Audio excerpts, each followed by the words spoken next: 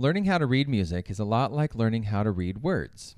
It takes some work, but if you keep at it, you'll be reading fluently before you know it. This is the G clef, and we call it the G clef because it wraps around the G line, meaning a note that appears anywhere on this line is a G. The G clef is also known as the treble clef, which looks a lot like a G. The F clef, on the other hand, wraps around the F line, and a note that appears anywhere on this line is an F. The F clef is also known as the bass clef. And when we put these two together, we call them the grand staff. This is still treble G, and this is still bass F. Now, middle C can be found here or here. So far, we have three landmarks: treble G, bass F, and middle C in both clefs. So let's add one more landmark, third space C, to both clefs. Here it is in the treble clef, and here it is in the bass clef.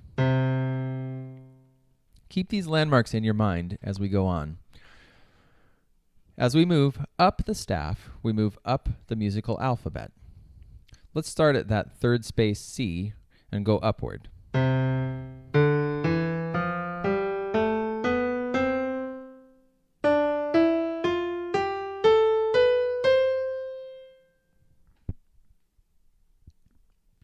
As we move down the staff, we move backwards through the musical alphabet.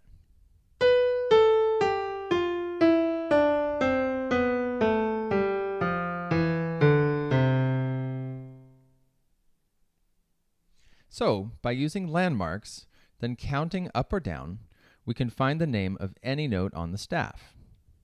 For example, let's say we have this note.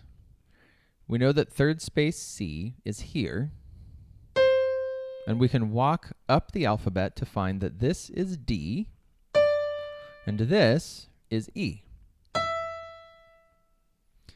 Now, there are other ways to find the notes on the staff, and many people like to use tricks to identify the notes on the lines and the spaces.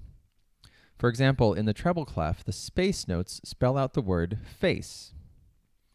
Using this method, if we want to name this same note, we can count up the spaces F, A, C, E to find once again that this is an E on the top space. The lines on the treble clef are E, G, B, D, F. And there are several mnemonics, such as Every Good Boy Does Fine, that will help you to memorize these.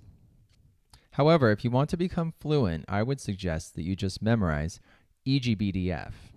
Or better yet, just practice the notes until you don't even have to think of any process. You just know where every note is. But if you're determined to use a mnemonic to remember the lines and spaces, then I should give you one for bass clef too. Spaces are All Cows Eat Grass, and bass clef lines are Great Big Dogs Fight Animals. Once again, the only way to become fluent at reading notes is through repetition. If you've got Music Theory Pro, go try your hand at the Note Names game.